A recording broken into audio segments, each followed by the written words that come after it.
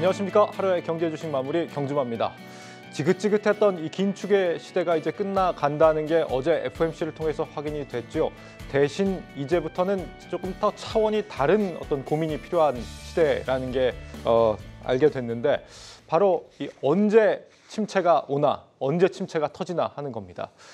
그때까지는 적극적으로 이 매수하고 매도하면서 버텨야 하는 그런 시장이다라고 하는데 마침 이때 아주 적절한 저희 대표 기수 세 분 자리하셨습니다. 어서 오세요. 네, 안녕하십니까. 김동엽 대표님 또 오랜만에 나오셨습니다. 네, 반갑습니다. 증권계 김동률, 목소리 울림통이 아주 좋으신 어서 오시고요. 네. 김영철 대표님 머리 새로 하셨네요. 네, 그렇습니다. 굉장히 좀 예뻐지셨어요. 네, 봄이어가지고. 네. 네. 봉 대표님도 어서 오시고요. 네. 예, 바로 시작해 보죠. 지금 오늘 우리 시장 환호까지는 아니고 어쨌거나 좀 안도하는 흐름인 것 같았는데 마지막에 굉장히 갑자기 좀 급락했습니다. 이유가 뭡니까? 급락했다기보다는 네. 사실 한 3시 전후 됐을 때 이제 배터리 관련주나 로봇 관련주 엄청난 변동성이 있었습니다. 네. 지수도 갑자기 코스닥 지수도 상당히 흔들림이 있었는데 물론 이제 종가 수준에서는 어느 정도 진정이 되면서 마감했습니다만 워낙 이제 배터리라든지 로봇이라든지 아니면 또 코스닥에 또 열광하는 투자가분들한테는 상당히 간담이 서늘한 그런 움직임이 좀 있었는데 네. 과연 저도 이런 변동성이 나올 때 잠깐 생각을 해봤어요. 과연 왜 이럴까? 뭐 우리가 쉽게 말해서 뭐 북한이 미사일을 쐈다든지 아니면 미국에서 무슨 악재가 나왔다든지 그런 내용은 아니었고 어떻게 보게 되면 최근에 조금 이런 편이 맞을지 모르겠지만은 약간 광기 어린 수급에 쏠린 현상에서 언제든지 또 나올 수 있는 앞으로도 또 나올 수도 있는 우리가 예측할 수는 없지만은 네. 그 누군가는 이제 주식을 많이 들고 있어도 불안할 수 있는 상황이거든요. 네. 그런 장의 발례로 받고 이 오후장의 어떤 변동성을 가지고 뭔가에 대해서 큰 메시지를 주기보다는 네. 뭐 이러한 어떤 시장이 어느 정도 많이 좀 과열됐다는 것을 한번 알려준 뭐 시장에 소리 없는 메시지였지 않나 저는 그렇게 봤습니다. 네. 저 코스닥의 흐름하고 에코프로의 그 주가 흐름하고 굉장히 비슷하게 지금 느껴지고 특히 개인들이 굉장히 많이 매도했다라는 것 같더라고요. 네. 어떻게 보세요? 뭐 이 흐름이 사실 뭐 오늘만 나왔던 건 아니고 에코프로 삼형제 흔히 말해서 이제 코스닥에서 워낙 시가총액 사이즈가 높아지다 보니까 네. 에코프로가 곧 코스닥 지수처럼 시장을 이끌어온 그런 흐름들이었기 때문에 오늘 에코프로 그룹주들이 장 막판에 이제 변동성을 키웠고 그게 이제 코스닥 지수의 변동성을 같이 키우는 그런 요인이었다라고 보시면 될 것 같고요. 그다음에 이제 뭐 사실 지금도 이야기들은 계속 나오는 것 같아요. 뭐 2세 이야기도 조금 뭐 나오는 것 같고 여러 가지 이제 아직 확인되지 않은 이슈들에 의해서 이제 수급에 대한 변동성이 좀 강하게 나오고 있는 그런 시장이다라고 이제 좀 뭐 보고 있는 그런 상황이고요. 사실 에코프로에 대해서 쉽게 그 어느 누구도 단정적으로 예측을 할 수는 없는데요.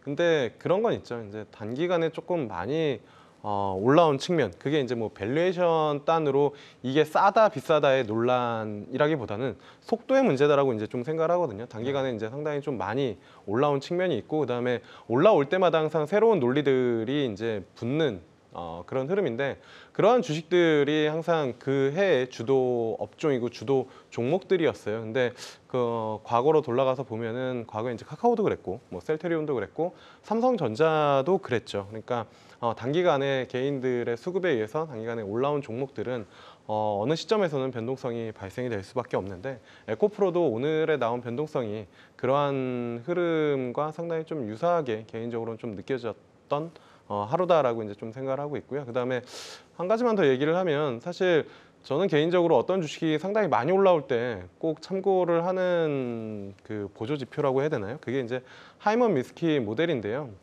이게 쭉 올라오고 나서 이제 한 번 더 이제 광기가 나올 때 지금 말씀드리는 건 오해를 하실까 봐 에코프로가 광기라는 표현보다는 어떠한 주식이 강한 속도로 빠른 속도로 올라올 때 항상 그 고점 부근에서 그러니까 새로운 고점이나 고점을 넘겨나가는 흐름에서는 새로운 논리들이 붙는 흐름이거든요. 근데 그게 과연 지금 시장 그리고 앞으로의 미래에서 이익을 얼마큼 땡겨오는지는 개인 투자자분들이 조금 개인적으로도 좀 공부를 해보시면서 투자를 하시는 게 맞지 않을까. 저는 개인적으로 확실히 좀 지금의 속도는 부담스럽다 이렇게 네. 생각을 하고 있습니다. 아니, 개인들이 집어던진 거를 마지막에 이제 프로그램 매매가 받으면서 꼬리를 조금 이렇게 올렸다 이렇게 평가들을 하던데 개인이 한 명이 매도를 이렇게 한 것 같지는 않고요, 대표님. 이게 한 번에 우르르 여러 명이 이렇게 매도를 할 수 있는 거예요. 오늘 수급으로 보면은 에코프로는 개인이 샀고요. 네. 에코프로 BM을 개인들이 많이 팔았거든요. BM을요? 두 종목 사이에도 좀 수급 차이가 좀 있었던 것 같고, 네. 뭐 아무래도 이제 시장의 관심은 뭐 자회사, 그러니까 모회사니까 에코프로가 어떻게 움직이냐에 따라서 에코프로 BM도 좀 요새 이제 휘둘리는 그런 모양들이 나오는 것 같고, 앞서서 우리 김영철 대표님 말씀 주신 대로 사실 지금 이렇게 올라가는 각도로 올라가는 종목은 목표가라는 게 누구도 산정하기가 어렵거든요. 네. 앞서서도 그 모델 말씀 주셨습니다만 저도 비슷한 생각이에요. 그러니까 인간의 탐욕이 어디까지 갔을 때 끝장을 볼 거냐. 저도 아까 그 장중 공부하면서 이거 어디까지 가냐고 물어보시는 분들이 엄청나게 많았는데 네.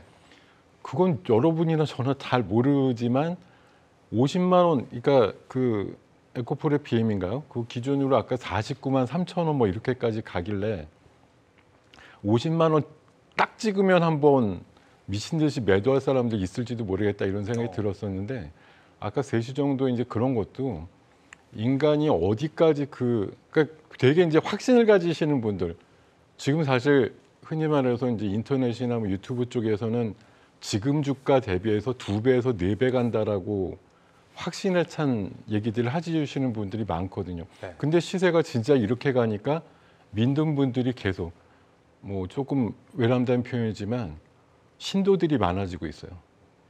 이게 이제 확신을 가지게 되면 앞서서 말씀 주신 그 모델의 끝에 이게 내려와도 부정을 하게 되고 여전히 이건 갈 건데 이렇게 나중에 사실 이제 약간 시간이 좀 지나고 나서 보면은 굉장히 좀 후회를 할 수 있는 그런 선택의 네.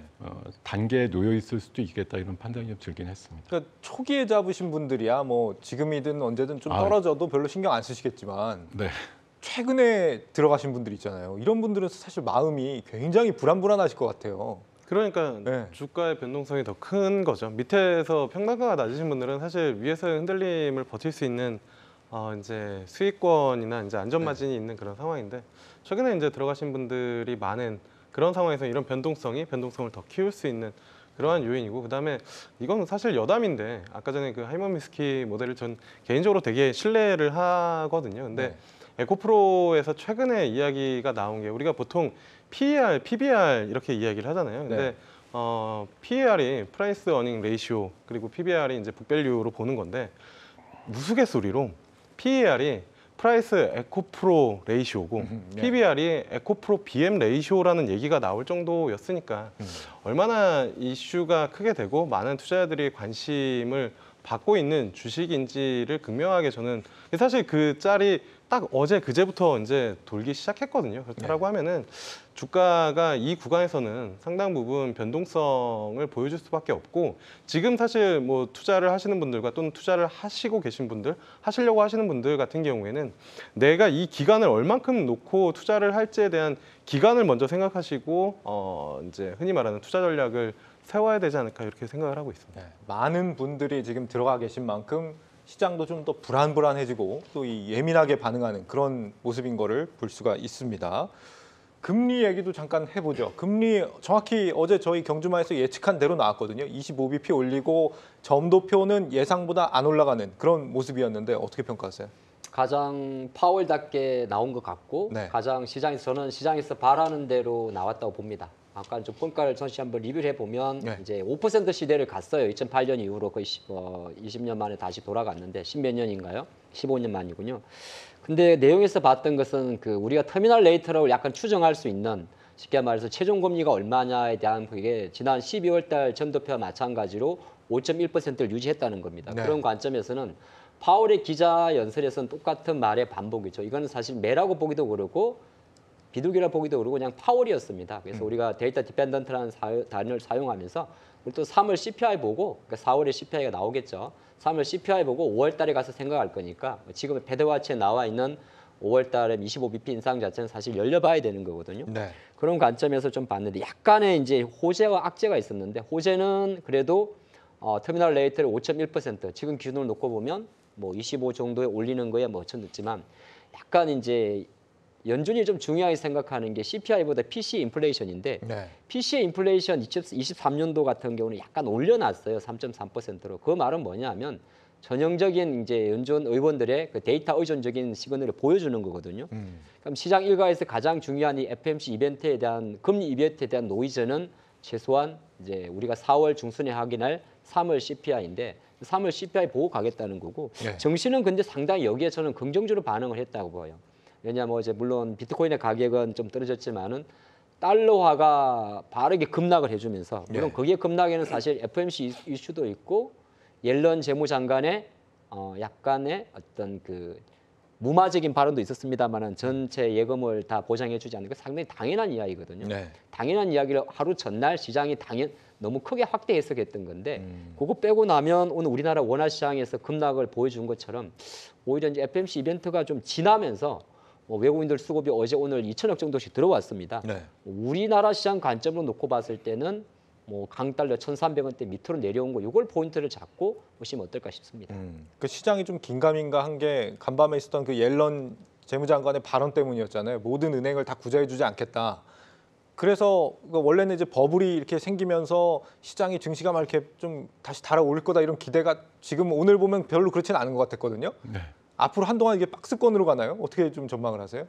지금 어찌됐든 초기 그 미국에 한 3개 정도 은행이 터졌던 문제를 조기봉합하는 식으로 갖고 또 스위스 같은 경우도 CS가 터진 걸 UBS가 막아주는 이제 이런 식으로 하다 보니까 얘네들도 이런 정도로 막아주는데 밑에 정도는 더 뭐 우리가 알아서 해줄게 이런 이제 뉘앙스를 시장에서 풍겼기 때문에 네. 안정이 되는데 앞서서 말씀 주신 대로 어저께 옐런 그 재무장관의 상원청문회 발언에 대한 이제 시장의 확대 해석이죠. 모든 뭐 예금은 그냥 달러를 찍어서라도 다 막아줄게 이런 식의 이제 해석을 했던 것 부분인데 그게 일종의 뭐 미국 중심으로 보면은 약간의 좀 배임 비슷한 그런 것도 혐의가 될 수 있다 뭐 이런 얘기가 또 간밤에 돌았었고 네. 그것들을 좀 정리하기 위해 가지고 완전히 막아주는 건 아니고 더 어려운 게 있으면 그거에 맞출 뭐 대응 방안 같은 건 갖고 있다라는 의미야 이제 이렇게 해석을 해주다 보니까 모든 모든 예금을 막아주는 건 아니네 이렇게 이제 해석을 해주다 보니까 오늘 파월의 그 마지막 올해 금리 안 내린다니까 이것까지 이제 합성이 돼가지고 오늘 네. 하락이 나왔던 것인데 앞서서 말씀 주신 대로 뭐 환율이나 금리 부분들 또 유가라든가 이런 부분들이 우리 시장만 기준으로 봤을 때는 그다지 나쁜 상태는 아니었기 때문에 오늘 아침에 출발은 좀 마이너스였지만 플러스로 전환되기까지 과정은 굉장히 순탄하고 올바른 방향으로 갔다고 생각해요. 근데 장중 그 3시쯤 그 에코프로 중심의 등락 때문에 이제 코스닥이 심지어 플러스 한 10포인트 나다가 마이너스로 갔으니까 그런 변동성만 뺐으면 오늘 미국 부분에 대한 우리나라의 자의적인 해석은 굉장히 훌륭했다고 볼 수가 있죠. 네. 오히려 좀 그거 빼면은 괜찮았다. 2차 전지 요거 빼면은 상황 괜찮았다고. 2차 전지도 사실 지금 시간 보면은 네. 일주일 전쯤에 한번 압수수색 얘기 나왔을 때 10포인트쯤 빠졌다가 또 보합까지 올려놓고 끝났을 때 그 뒤로도 이 시세가 또 붙는 것들을 보면은 오늘 이것도 물론 탐욕이란 말로 아까 정의를 해드렸지만 네. 이게 또 마지막 개미털기 아니냐 이런 생각도 좀 있습니다. 왜냐하면 한번 꿀렁거리면 고점에 샀던 분들은 못 기다리고 또 팔 수밖에 없는데 그걸 또 바닥에서 긁어가지고 시간 날 때 봐라 이렇게 다시 올려주자니 이런 걸 지금 보여주고 있는 모습이거든요. 네. 지금 어제 하루 사이에 미국 국채 금리 10년물이요 18bp가 확 떨어졌거든요. 그러니까 이게 보통 국채 금리가 이렇게 떨어진다는 거는 앞으로 연준이 뭐 돈을 다시 풀 거라는 뭐 이런 기대감, 경기가 굉장히 전망이 어둡다. 이럴 때 보통 국채로 막 이렇게 매입이 몰리는 거잖아요. 경기 침체가 온다, 뭐 이런 시그널로 좀 이해할 수 있는 거예요. 근데 사실 뭐 지금 대부분의 자산들이 국채가 사실 그렇게 움직이면 안 되잖아요. 근데 네. 국채도 그렇고 오늘 뭐 지수도 그렇고 그다음에 뭐 코인도 그렇고 모든 자산의 변동성이 상당히 커졌다라는 거를 먼저 좀 인지를 하시고 시장을 대응하시거나 투자를 하시는 게 맞지 않을까. 그렇다라고 하면은 변동성이 폭발을 하는 건 흔히 말하는 트레이더에게는 되게 좋은 장이긴 하지만 실질적으로 투자를 하는 데는 그렇게 우호적인 환경이나 아니면 퀄리티가 있는 시장은 개인적으로는 좀 아니다라고 이제 좀 생각을 하고 있고요. 경기 침체에 대해서도 뭐 논란이 워낙 많죠. 지금은 그 어느 누구도 경기에 대해서 그다음에 주가 지수에 대해서 환율에 대해서 이제 뭐 강하게 물론 자신만의 논리를 가지고 이야기를 하지만 네. 컨빅션하게 이야기를 하기에는 좀 뭐 이제 정확한 답이 없긴 하지만 저는 경기 침체는 올 가능성이 있다라고 상당히 좀 높고요. 그 강도의 크기다라고 이제 좀 보고 있는 거거든요. 결국에는 어제 이제 옐런 장관의 이제 코멘트 모든 은행을 보호해주지 않겠다라고 하는 건 청문회에서 이야기를 한 거잖아요. 네. 청문회라는 건 기본적으로 발언에 대한 책임을 져야 되는 거잖아요. 그 전에 이제 시장에다가 인터뷰를 할 때 얘기를 했던 거는 법적인 거에서는 조금 자유로운 건데 어제는 청문회에서 이야기를 하다 보니까 네. 이제 모든 것들을 해주는 건 아니다라고 일단 약간 한 발 물러서는 그러한 이제 표현이었고 시장이 그것 때문에 이제 조정이 나온 건데 일단은 뭐 강하게 움직임이 나왔잖아요. 근데 중요한 거는 그거거든요. 결국에는 그렇게 되면은 은행들이 대출을 하는데 조금 더 까다로운 포인트고 그다음에 저번에도 말씀을 드렸지만 SVB와 같은 그러한 이제 특화되어 있는 은행뿐만이 아니라 지방 중소형 은행들의 예금이 출금이 돼서 이제 대형 은행으로 이제 이동이 되는 네. 그러한 이제 기사들이 많이 나왔잖아요. 결국에는 지방 중소단에서부터 그러한 이제 흔히 말하는 돈이 흐름이 조금 더 타이트해질 가능성이 있기 때문에 그런 쪽에서부터 서서히 이제 소비나 아니면은 투자에 대한 위축이 좀 나온다라고 하면은 자연스럽게 뭐 경기가 어느 정도는 좀 흔히 말하는 침체 국면으로 가는 그러한 포인트라고 개인적으로는 좀 생각을 하고 있습니다. 그러니까 언제 갑자기 폭락이 올지 모르기 때문에 적극적으로 지금은 이제 사기도 적극적으로 사고 팔 때도 뭐 적극적으로 팔면서 이렇게 대응해야 되는 시장이 왔다. 이렇게 말씀하시는 분도 계시던데 맞나요, 하 대표님? 주식이요? 네. 사는 거는 적극적으로 사는 게 맞고요. 네. 파는 거는 빨리 팔면 손해입니다. 그래요. 더 올라가는데 왜? 더 올라가니까. 그러니까 제가 갑자기 약간 폭락이 올 수도 있으니까. 과연 이번 주의 주인공이 파월이었을까요? 옐런이었을까요? 옐런입니다. 그러니까 정 씨를 좀 가만히 전 그렇게 생각을 했는데 이제 SB 사건의 플로가 한 일주일 정도가 지났어요. 그러니까 미국 현지 시간으로 3월 7일 정도고 우리는 이제 그러고 나서 2주 정도가 지났는데 네. 가만히 생각을 해보면 사실은 미국 증시의 움직임과 지금 달러의 움직임, 뭐 금의 움직임 이런 거 국제 채권금리 움직임을 보게 되면 네. 사실은 가장 주인공이 파월이었어야 되는데 오히려 옐런이 돼버린 거죠. 그 네. 말은 뭐냐면은 미국 증시는 실제적으로 지금 보게 되면 채권금리가 이렇게 급락하면 안 되죠. 예를 들어서 그런 경기 침체를 대신하는 거잖아요. 네. 그러니까 결과론적으로 지금 다 위험해 보이는 거죠. 심지어 미국 국채도 위험해 보이고 저는 그 생각이 잠깐 들었어요.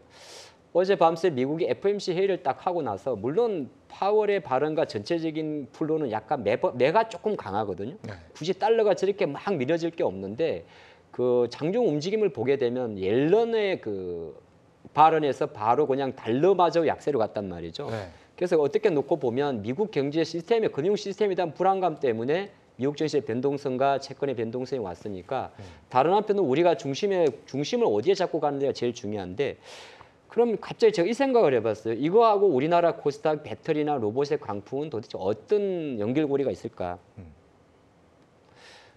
오히려 미국 자사, 미국 금융시장, 채권, 금리까지 불안정성이 올 때 어떻게 보면 갈 곳 없는 투자 자금 자체가 가장 어떻게 보면 그런 거를 조금 무시하고 갈 수 있는 수급의 어떤 특정이 필이 들어간 섹터에 들어간 거죠. 네. 그럼 거꾸로 놓고 보면 오늘 장 3시 전후에 이렇게 변동성이 나왔지만은 한편 놓고 보면 시장의 불안감을 여전히 대외적으로는 불안감이 있다는 거고 그걸 거꾸로 또 한 번만 더 고씹어 보면 시장은 여기서 계속적으로 급반등, 그러니까 예를 들어서 가끔 바로 물어보는 게 똑같아요. 아까 우리 김동일 대표님 말씀하신 것처럼 이거 언제까지 갈 것 같습니까?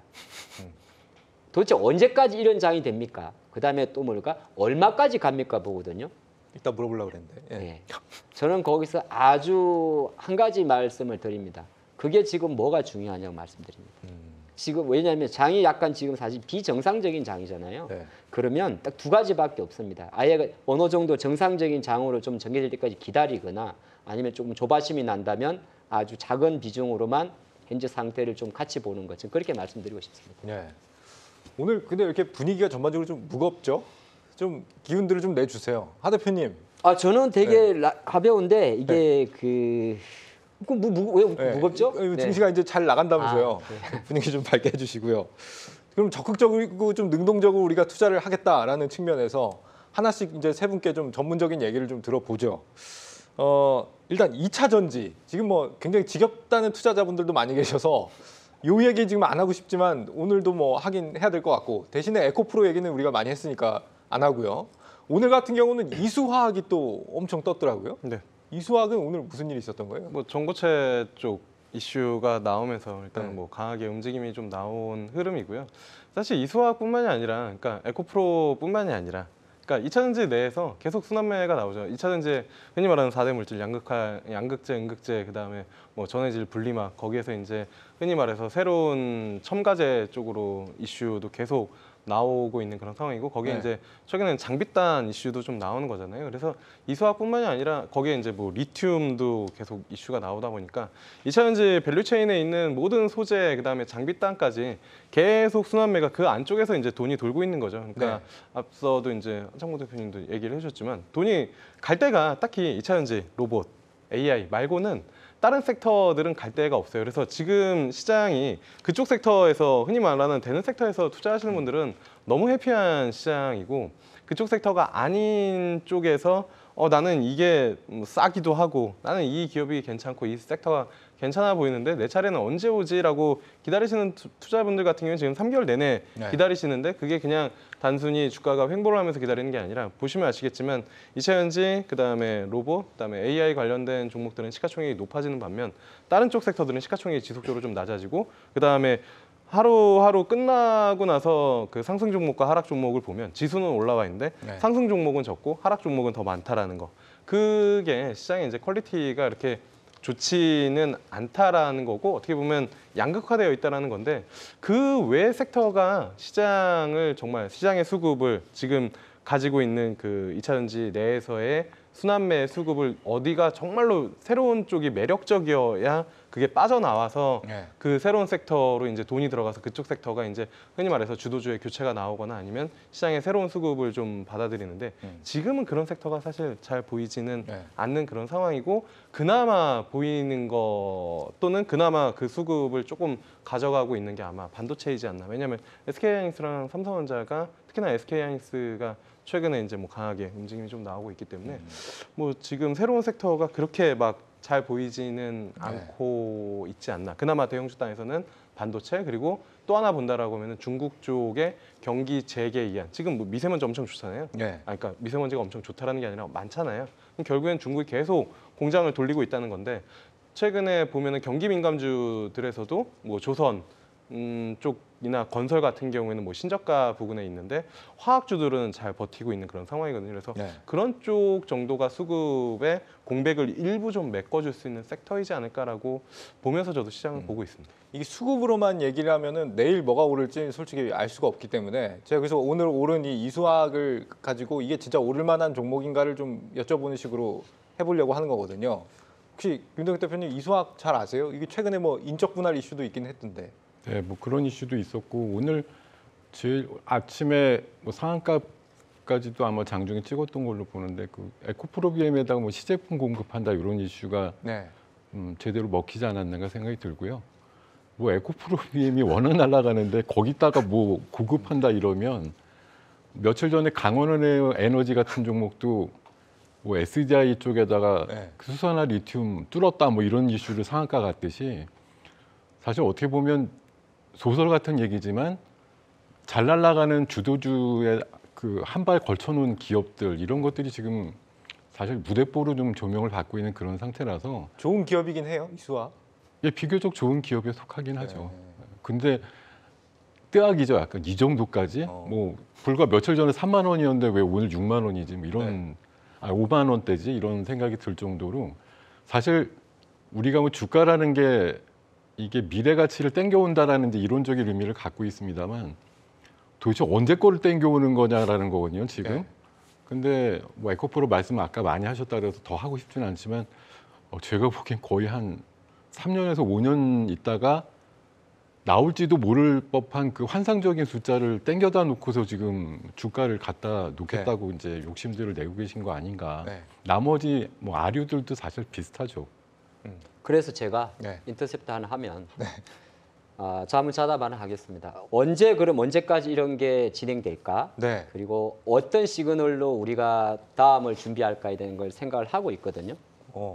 현재 시장을 제가 좀 디테일하게 분석을 해봤는데 코스피하고 코스닥하고 지금 종목은 다 비슷해요. 상장소 1,500개씩 있는데 코스피 하루 거래량이 한 5억 주 정도 됩니다. 근데 코스닥은 10억 주가 넘고요.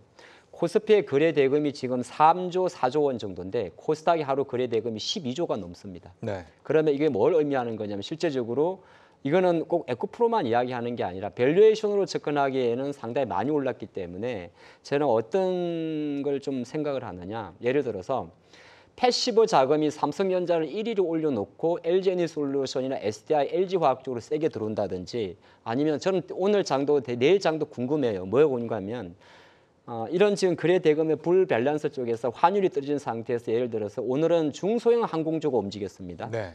그리고 오늘은 화학주가 움직였어요. 달러가 내려가면서 대한유화 같은 종목들이 올라갔으니까. 근데 만약 조금씩 시장에서 코스피 쪽에서 이제 우리가 정상적으로 환율이 내렸으니까 항공주의 매기세가 몰리고 또 달러가 약해서 유가가 오르니까 뭐 대한유화나 이런 종목들이 오르고 네. 그런 쪽으로 가게 되면 실제적으로 코스피하고 코스닥의 거래 대금의 격차가 지금 3배수 이상 늘어나 있는데 어느 정도 조금씩 코스닥의 거래 대금이 줄고 코스피가 만약 움직인다면 네.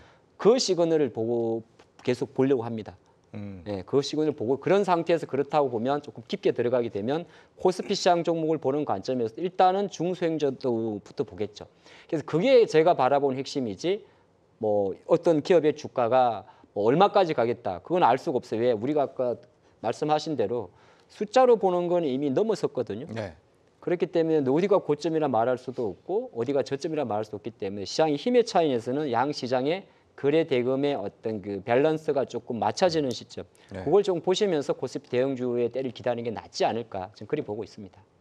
증권사에서 제시한 목표 주가가 16만 원인데 지금 40만 원이 넘어가고 있다. 뭐 이런 말씀을 우리 PD께서 지금 해주셨는데 지금 말씀하신 것처럼 그러니까 우리가 뭐 몇만 원까지 간다 이렇게는 우리가 예측을 못 해보겠지만 2차 전지의 이 굉장히 맹렬한 인기가 언제 정도까지 가면 좀 시들일 것 같다 이렇게 혹시 예상하시는 바가 없으세요? 두 분 중에 혹시? 뭐 저도 사실 앞서도 얘기를 드린 게 지금은 섹터 자체가 아예 쏠려 있고 네. 그쪽 섹터 안에서의 계속 순환매 그리고 앞서 윤호익 대표님이 저도 이제 이수학 질문을 처음 받았는데 그거를 뭐 디테일하게 설명을 할 수 없고 하기가 약간 싫은 게 네. 왜냐면 이익을 땡겨온 게 아니라 모멘텀을 받아가지고 주가가 튀었는데 예전 같은 경우는 그런 모멘텀이 하루 이틀 정도 하고 주가가 차익 실현이 나와야 되는데 네. 지금은 거기에서 한 번 더 레벨업이 돼버리니까 아예 그냥 평가나 분석을 하기가 상당히 좀 어려워진 구간이고 그냥 수급에 의해서 그다음에 이슈에 의해서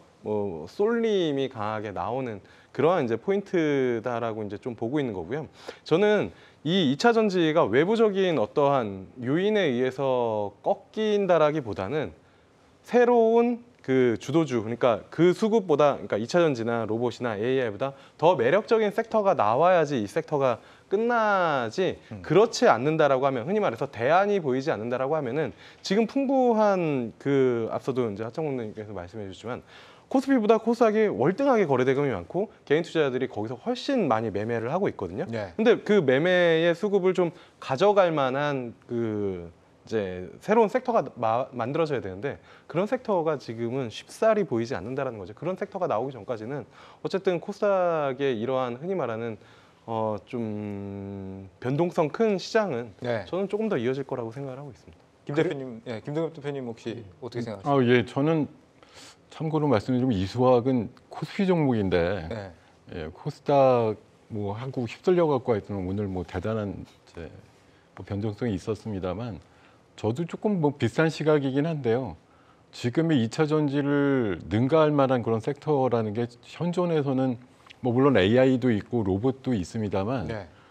삼각으로 가다가 조금 이제 그 기울기가 2차 전지 쪽으로 훨씬 이제 쏠렸어요. 물론 오늘도 로봇 중에 굉장히 선전한 기업들도 있습니다. 현대차 뭐 주주총회 한다 이래가지고 네. 아침부터 강했던 애들이 있긴 하지만 이렇게 집단으로 이렇게 뭉쳐갖고 가는 힘은 확실히 2차 전지 쪽에 뭐 폐배터리라든가 리튬이라든가 이런 소재단의 기업들이 여전히 강하고 또 가장 선두 업체 물론 로봇도 오늘 레인보우가 장중에 뭐 10% 넘게 오르기도 해서 네. 선봉 역할을 하긴 했습니다만 에코프로 BM 같은 아직 볼륨 상태는 아니기 때문에 네. 걔네들이 끌고 가는 힘에 가장 많은 에너지들이 딸려간다는 생각이고요. 글쎄요, 진짜 이게 언제까지라는 거는 말씀대로 여러 가지 이제 조건을 얘기를 할 수는 있어요. 뭐 진짜 말씀 주신 대로 거래량 거래 대금이 코스피 쪽으로 이전되는 움직임이 좀 보일 때 그런 거지만 그 때라는 거를 지정하기는 굉장히 어렵죠. 그런 미상의 어떤 때라는 거를 우리가 어떤 트리거로 본다라고 할 수는 있겠으나 네. 때를 진짜 지칭하기는 굉장히 힘들지 않나 그런 생각을 해요. 네. 우리 하 대표님께 다른 거 좀 여쭤볼게요. 지금 레인보우 로보틱스 얘기하셨잖아요. 한 주 전에 이게 7, 8만 원 정도 하던 게 지금 14만 원이거든요. 지금 시총이 2조 7천억 원. 제가 그쵸. 어제 2조 5천억 원이라고 그랬는데 하루 만에 2천억 원이 늘었습니다. 코스닥 10위가 됐어요. 여기 진짜 코스닥 10위 할 만한 기업 맞습니까? 뭐 10위의 순이라는 게 네. 우리나라가 이제 시가총액 비중이니까 사실 뭐 조금의 이제 뭐 순위는 그게 중요한 것 같지가 않아요. 네. 뭐 시가총액 2조 왔다는 건 상당히 많이 커진 건데 혹시 레인보우 로보틱스에서 어떤 지금 방송을 보시는 분들이 어떤 느낌을 받았는지 잘 모르겠는데 저는 한 가지는 확실한 거예요. 삼성이 한다고 하면 하는 거다. 그거를 시장에서 가장 강력하게 보여줬고 삼성이 하면 LG도 하고 현대도 한다는 걸 보여줬고 또 하나가 이게 당장 삼성이 로봇 사업을 가능한다고 해서 실제적으로 뭐 조 단위의 자금을 투자하는 것도 아니고 어떻게 보게 되면 미래 먹거리 하나의 판로잖아요. 네. 그러니까 지금 배터리와 로봇의 조금 비슷한 점은 미래 성장성에 대한 베팅이고 가장 큰 차이점은 P와 Q를 예측할 수 없는 거거든요. 근데 그런 관점에서 이제 로봇 관련주들도 상당히 오늘 또 심지어 현대차 그룹이 오늘 추총을 했어요. 네. 추총한다니까 바로 아침부터 또 로봇 관련주가 움직여 버립니다. 예, 그런 관점에서 봤을 때 지금은 똑같아요. 로봇도 마찬가지입니다. 사이즈 뭐 절대 주가를 보고 논할 이슈는 아닌 것 같고 뭐 어차피 들어와 있는 세력의 힘인데 제가 잠깐 아까 코스피 코스닥 거래 대금을 해봤는데 네. 우리 김영길 대표님 이런 말씀을 하셨잖아요. 배터리나 로봇이나 AI가 빠질라 그러면 어떤 강력한 차세대 뭔가 선점주가 나와야 되잖아요. 네. 그러려 그러면 그 들어온 수급을 담을 수 있는 비클 공간이 필요합니다. 그러니까 어느 정도의 그 정도 사이즈. 지금 AI 관련주도 100개가 넘고 배터리 관련주도 100개가 넘어요. 네. 로봇도 이제 매일매일 생긴단 말이죠. 그러면 저는 어떤 생각을 하면 새로운 섹터가 들어오려고 그러면 우리만 생길 수가 없어요. 왜냐하면 배터리는 글로벌이 같이 움직였던 거 큰 그림에서 그다음에 AI는 미국의 뭐 엔비디아라는 기업도 있고 마소도 있을 거고 네. 로봇이라는 건 전세적인 트렌드인데 그러면 저는 이렇게 봤습니다. 새로운 섹터에 대한 기다림보다는 제가 저한테 계속 나한테 돈 좀 넣어줘라고 보이는 섹터가 하나 있어요. 디스플레이 섹터거든요. 네. 최근에 직간접적으로 디스플레이 섹터 쪽으로 자금이 좀 들어갑니다. 뭐 OLED 마찬가지고. 그래서 저는 또 그것도 볼게요. 아까 거래 대금도 보는데 다른 한편으로는 코스닥 지수 대비해서 상승 종목의 수가 만약에 지금보다 많아지면 이거는 기존 섹터에 대한 자금이 빠지는 겁니다. 그렇게까지도 좀 보고 있습니다. 알겠습니다. 이 레인보우 로보틱스 뭐 좋은 얘기도 들리긴 하더라고요. 미국 뭐 인플레 감축법 수혜주가 레인보우 로보틱스다 뭐 이런 얘기도 있던데요. 맞아요? 그렇죠. 아무래도 이제 그 사실 로봇이 출발한 그 스토리 자체는 그런 거죠. 그러니까 고령화라는 그 시대적인 흐름, 그 다음에 인플레이션의 여러 가지 요소 중에서 임금이 있었는데 이 임금에 대한 부분들을 높이지 않고도 꾸준하게 기업들이 활동을 할 수 있는 게 뭐냐? 결국엔 자동화. 그래서 예전에 이제 로봇이라고 쓰고 자동화라고 읽자라는 얘기를 되게 많이 했었는데 그런 이제 포인트죠. 그래서 말씀해 주신 것처럼 이게 뭐 인플레 감축법의 최대 수혜주. 지금은 그런 이제 내러티브가 그러니까 네. 2년 전에 그런 내러티브로 인해 가지고 주가들이 엄청나게 높은 밸류에이션을 받았다가 그 내러티브가 사라지면서 작년에 이제 한동안 주가가 이제 좀 조정을 받았는데 다시 그런 내러티브가 먹힐 만큼의 유동성이 풍부하고 그다음에 글로벌 트렌드가 만들어져서 이제 주가들이 좀 움직이고 있다 정도로 해석을 하는 게 일단 맞지 하나의 좀 않을까라고 스토리 봅니다. 정도다 이렇게 인식을 해보면 그러니까 되겠네요. 그 스토리가 허무맹랑한 스토리는 아니고 예전에도 그런 내러티브가 있을 때마다 그게 완전 허무맹랑하진 않았었어요. 근데 이게 그러한 이제 그 내러티브나 스토리에 의해서 더 많은 자금들이 자꾸 그 섹터로 들어온다라는 것 자체가 이제 유동성이 되게 풍부하다라는 것을 그러니까 주식시장의 유동성이 풍부하다는 거는 단적으로 좀 보여주고 있지 않나라고 해석을 하면 될 것 같습니다. 우리 김 대표님의 그 조심스러워하시는 모습이 느껴집니다. 네. 아니 김영철 대표님이 예전에도 얘기하셨던 게 이 현대차의 간택을 받는 게 SPG냐 SBB 테크냐 뭐 이렇게 거론을 해주셨었는데 혹시 김동욱 대표님 이거 네. 외에 또 네. 뭐 우리가 좀 유망주로 기대할 만한 로봇주 더 없을까요? 제가 기억이 확실한지 모르겠지만 3주 전에 그 나왔을 때 마지막에도 관심 있는 섹터 뭐 이렇게 얘기할 때 네. 딱 한 줄로 얘기해 드렸던 것 같은데 로봇을 이제 제가 굉장히 애정하는 섹터기도 하고요. 네. 종목으로 굳이 이걸 완전 로봇으로 지금 해석을 안 해서 그렇지만 가장 로봇에 근접해 있으면서 돈도 잘 벌고 기업 이념도 좋고 경영진도 훌륭하고 이런 기업은 저는 인사스라고 생각을 하고 있거든요. 네. 오늘 장중에 4만 원을 드디어 돌파를 해가지고 조금 획을 그었다가 장중 아까 변동성 때문에 조금 내려가긴 했지만 네. 여전히 그거 이상의 진짜로 좋은 기업은 없다고 생각해요. 다만 이게 이제 삼성의 웨어러블 로봇을 어느 시점 이게 연내라고 자꾸 한종희 부회장이 얘기를 하니까 도대체 4월에 나올지 12월에 나올지 모르겠어서 그렇지 네. 그 EX1이라고 하는 보행 보조 로봇이 나온다고 했을 때 한 번 더 업그레이드가 될 수 있는 종목이다라고 판단을 하고 있습니다. 알겠습니다. 로봇주 얘기 여기까지 하고요. 다음으로 우리나라 최대 국적 선사죠. HMM 민영화 이야기 좀 해보겠습니다. 삼성증권이 이제 매각 주관사로 이제 선정이 됐다 이런 얘기가 나오는 거 보니까 진짜 매각이 이제 빠르게 진행이 될 모양인데 유력한 인수 후보로 현대차가 거론이 된다 이런 얘기가 있어요. 지난주였나요? 삼성이 이제 엠로라는 회사를 인수를 했습니다. 네. 그리고 그러다 보니까 또 시장에서는 HMM의 매각 이슈에 삼성 SES도 잠깐 나왔었어요. 네. 바로 거기는 이제 손을 껐고 어떻게 진행될지는 지켜봐야겠습니다만 HMM 같은 경우는 정부에서도 사실 좀 매각 의사가 좀 있고 지금도 보게 되면 작년에도 아니라고 했습니다만은 KDB 산업은행이나 해양진흥공사 그리고 현재 20대 정부에서도 어느 정도 국영 기업의 매각 작업을 좀 진행하고 있기 때문에 이 부분이 어떻게 보게 되면 이 HMM 주주분 입장에서는 여전히 좀 불확실성한 거거든요. 네. 그래서 매각하게 되면 규모도 큽니다. 예, 그리고 이제 뭐 2조 원 정도 지금 자료화면 보시겠지만은 뭐 거의 지분 40% 정도고 네. 아마 이런 자금인데 뭐 현대차 그룹이 그런 대구는 있겠죠. 있을 수는 있습니다만은 사실 이거는 구체적으로 명확하지는 않고요.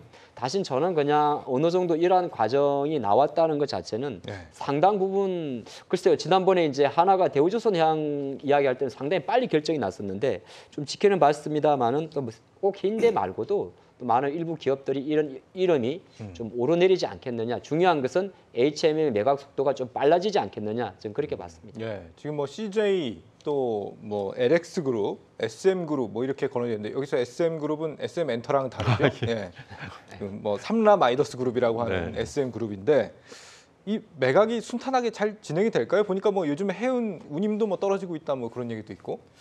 사실 그 HMM은 또 이것도 그거잖아요. 경기민감주의 대표적인 주자고 이거 별명이 흠슬라였잖아요. 네. 그러니까 흠슬라처럼 어마어마하게 그때 당시에 이제 주가가 올랐다가 한 1년 만에 이제 그 흔히 말해서 성과 떨어지면서 이제 주가가 이런 건데 그때 당시에 했으면 좀 더 좋았지 않았나라는 개인적으로는 생각을 있고 저는 그래도 뭐 가져가는 입장에서는 뭐 나쁘지 않지 않나 지금 수준에서 어떠한 기업이 좀 받아가면은 왜냐면은 그렇게 주가가 높았을 때는 사실 뭐 주가에 대한 부담, 인수자금에 대한 부담도 있는데 지금처럼 주가가 좀 낮아 있는 상황에서 그리고 경기가 어쨌든 뭐 안 좋을 거라고 이제 뭐 경착륙, 연착륙 뭐 이야기들은 나오고는 있지만 그거가 지나면은 어쨌든 또다시 뭐 경기 사이클에 의해서 좋은 구간이 올 테니까 뭐 저는 어느 정도는 흥행까지는 아니더라도 그래도 뭐 준수하게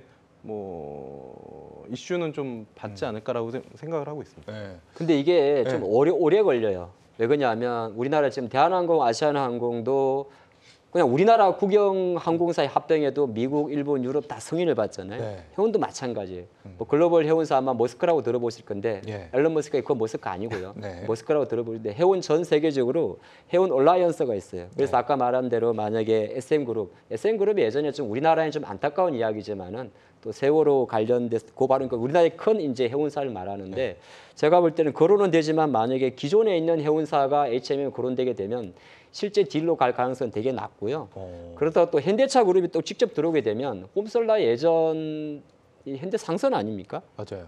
그러면 이게 다시 구경을 갔다가 또 뭐 이렇게 좀 되기 때문에 저는 일단 생각보다 매각의 이슈가 표면적으로 나오겠지만은 실제적으로 본매각까지 가는 데는 생각보다 오랜 불확실성을 안고 있다. 뭐 화두가 됐다. 그 정도로만 보는 게 좋을 것 같습니다. 인수한다는 소식이 만약에 현대차 입장에서는 호재가 될 수 있을까요? 혹시 이거 뭐 해운업 업황도 안 좋은데 인수한다고 했다가 현대차 주주들이 별로 좋게 안 볼 수도 있을 것 같은데.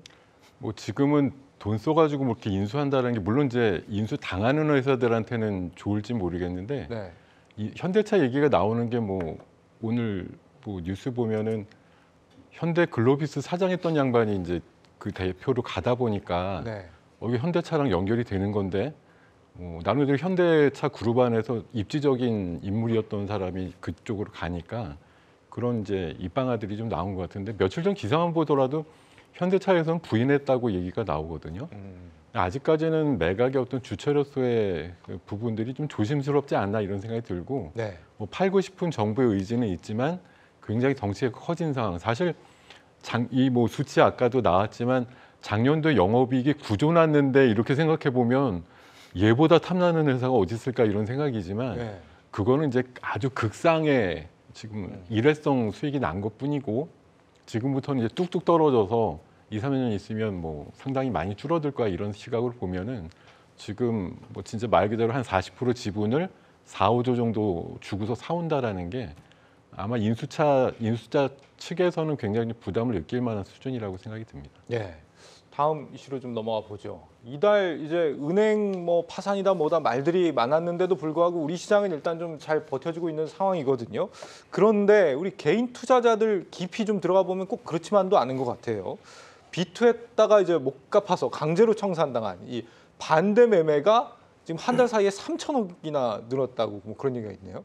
그렇죠. 이게 앞서도 계속 얘기를 했었던 시장의 퀄리티가 그렇게 좋지 않다라는 거죠. 그러니까 지수만 놓고 보면은 되게 많이 올라온 것 같은데 왜 반대 매매가 왜 이렇게 많이 나왔지?라고 하면은 결국에는 흔히 말하는 가는 종목들 몇 개의 섹터만 시장과 지수를 끌어올렸고 나머지 종목들은 신저가나 아니면은 지수, 그러니까 흔히 말해서 질질질질 흐르는 그런 이제 주가 흐름들을 보다 보니까 네. 주도주 쪽에서 매매를 하신 분들 같은 경우에는 뭐 수익이 많이 늘어났겠지만 다음 주도주를 먼저 들어가서 길목을 지키거나 아니면은 내가 조금 선호하는 섹터에서 뭐 흔히 말하는 신용이나 아니면 레버리지를 일으켜서 매매하신 분들 같은 경우에는 뭐 변동성에 의해서 그런 종목들은 빠질 때 더 이제 뭐 빠졌으니까 아마 뭐 반대 매매가 더 많이 나오지 않았나. 그래서 기사가 뭐 이런 식으로 좀 나온 것 같다. 네. 그래서 그냥 이것만 놓고 보면은 그냥 시장의 퀄리티가 좀 그렇게 높은 편은 아니고 이게 양극화되어 있다 정도로 해석을 할 수 있는 기사이지 않을까라고 생각하고 있습니다. 이분들이 근데 비투를 무슨 종목에다가 하셨을까요? 에코프로에다가 하셨을까요? 이게 네. 이렇게 보면 돼요. 요새 장이 이제 한 달 정도 지수 많이 올라왔고 배터리 올라갔는데 그럼 이제 반대 매매가 나오는 종목들의 특징이 뭐냐면 일단 개인 투자가 중에서 종목이 많습니다. 종목 수가 많아요. 그래서 특정 종목에 대한 구입보다 반대 매매는 전체 자산에 대한 140% 담보 유지 비율에 의해서 떨어졌을 때 네. 이제 제가 알기로 적가사마다 룰은 조금 다른데 뭐 이렇게 청산이 되는 거 아닙니까? 그러면 네. 우리 김영철 대표님 말씀하신 대로 바이오와 게임주 같은 것들, 셀트론 제약이 아닌 다른 바이오 게임주들, 저 시가총액 좀 밖에 있는 친구, 50위권 밖에 있는, 그리고 금액이 많아졌단 말은 뭐냐면 오히려 2차 전지 쪽에 공격적인 베팅을 했던 물량들이 있어요. 실례로 이번 주 월요일 날 나왔던 시초가 37만 원 주가의 에코프로 BM의 시가가 반대 매매였거든요. 네. 그러니까 이건 단순하게 뭐 이제 공격적인 투자가 분들은 큰 돈이 움직이니까 오늘 같은 경우도 그래요. 아마 오늘 장 마치고도 엄청난 변동성의 일부 계좌들은 또 반대 매매 노출이 되거든요. 그러니까 큰 돈들은 배터리나 AI 관련 로봇 관련주에서의 반대 매매가 나올 수 있는 거고 또 다른 작은 돈들 같은 경우는 개수의 문제입니다. 워낙 배터리나 로봇 쪽이 워낙 강하다 보니까 다른 종목들은 하면서 전체 장고 자산의 수익률을 갉아먹는. 그래서 결과적으로 반대 매매는 앞으로도 커질 것 같습니다. 언제까지? 지수가 중요한 게 아니고 수급의 쏠림이 계속되는 한 저는 그렇게 보고 있습니다. 네. 사실 비투 하시는 분들도 나름 특별히 뭐 이유들은 다 갖고 계실 것 같거든요. 이분들이 그래도 좀 하시면 이왕 하실 거면 이렇게 해라, 좀 현명하게 해라, 조언해 주실 만한 게 있을까요? 김동혁 대표님. 그걸 조언을 해야 되는 상황은 아닌 것 같고 네. 비투를 하지 말아라고 그냥 말씀을 드리고 싶은데 사실은 B2 해가지고 물론 이제 그 작년도에 계좌가 많이 떨어지다 보니까 줄어들다 보니까 비싼 수량을 채우고 싶은 욕심이 드시기 때문에 네. 1월장에 확 올라가는 거 보니까 열받아서 이제 2월부터 신용 대금이 한 1조 5천억 이상 늘어나는 상황이거든요. 네. 그것들이 이제 또 관련되는 종목들의 급락에 따라 가지고 반대매까지 나오는 상황인데 네. 정말 내 인생에 신용이나 담보대출로 주식하는 건 안 한다라고 그냥 굳게 맹세를 하는 게 제일 좋은 방법 같고요. 신용잔고 급증하고 이런 종목 물론 올라갈 때는 신용잔고 늘어나고 이런 부분들이 급상승을 만들기도 하지만 네. 꺾이기 시작하면 또 그것보다 안 좋은 게 없기 때문에 너무 이론적인 말 같지만 신용잔고가 급격하게 늘어난 종목은 끝판에 따라 들어가시는 건 하지 않는 게 좋겠다 이런 말씀 네. 정도로 정리하겠습니다. B2에 대한 가장 현명한 조언은 하지 마라. 네. 제가 해야 될 때도 있는데 지금은 아닌 것 같습니다. 지금은 아니다. 예. 네. 그거는 얘기를 할 수 있어요. 저는 사실 주시장에서 버블이랑 그러니까 네. 흔히 말하는 거품이랑 그다음에 레버리지는 나쁜 거라고 생각하진 않거든요. 결국에는 많은 자산을 축적하신 분들의 면면을 보면 일부 종목에 흔히 말하는 혼을 담아서 투자를 하셔서 그게 이제 레벨업이 돼가지고 자산을 이루신 분들이 되게 이제 많은데 네. 중요한 거는 그걸 어느 타이밍에 쓰냐라는 건데 변동성이 있을 때는 레버리지는 흔히 말하는 쥐약이거든요. 지금은 그러니까 변동성이 높잖아요. 그러니까 네. 변동성이 잦아지는 상황에서는 사실 레버리지를 써도 그게 어느 정도의 그냥 흔히 말하는 좋은 투자 방법 중에 하나일 수는 있겠지만, 그러니까 권유하는 건 아니고 권유를 해서도 그렇게 좋은 소리를 들은 방법은 아니지만 분명히 그렇게 투자하시는 분들이 상당히 많고 그걸 잘 이용하시는 분들이 있을 텐데 변동성이 큰 시장에서의 레버리지는 상당히 컨트롤하기가 좀 어렵다 정도를 염두를 해두시는 게 맞지 않을까 이렇게 생각을 합니다. 예, 좋은 조언이셨습니다. 다음 얘기도 또 해보죠. 지금 통신주, 여기가 이제 경기 방어주 아닙니까? 경기가 또 어려워질 수도 있다고 하니까 경기 방어주 좀 보자는 측면에서 통신주 얘기를 좀 해보자면 일론 머스크가 우리나라에 지금 얼마 전에 법인을 하나 설립했다 이런 얘기가 있는데 네. 이게 지금 정부의 제4 이동통신 추진하는 거랑 좀 맞물려서 얘기가 나오는 것 같아요. 약간 좀 오해의 소지가 생길 수도 있고 네. 또 윤석열 대통령도 직접 그러한 부분에 대해 언론 노출이 좀 많지 않습니까? 앨런 머스크와 스타링크 관련해 가지고 있다 보니까 이야기가 나오는데 한번 조금 정리해 보면 국내 법인은 거의 설립하는 쪽으로 간다고 해요. 이 스타링크가 전 세계 작년도 보니까 가입자가 한 100만 명이 좀 넘었더라고요. 네. 100만 명이 넘었고 올해 이제 기준으로 2세대 위성 발사가 좀 예정된다고 하다 보니까 충분히 이제 스타링크는 계속 발판을 넓힐 건데 일단은 이것 때문에 과연 우리가 좀 깊게 봐야겠습니다만은 저 그냥 딱 짧게 말해서 이것 때문에 제4 이동통신이라든지 스타링크의 국내 서비스 출시 때문에 국내 기관 지금 현재 SKT, KT, U+가 주가가 약하느냐 이렇게 보기에는 단호하게 그거랑 좀 별개 같은데 일단 그렇게 말씀드리고 싶습니다. 네. 마침 또 KT가 윤경림 대표 선임했다가 지금 윤경림 대표가 사의 표명했다. 이게 지금 KT 그럼 CEO 선임 또 더 늦어지는 거잖아요. 이거 KT 주가에 영향 줄 만한 이슈인가요?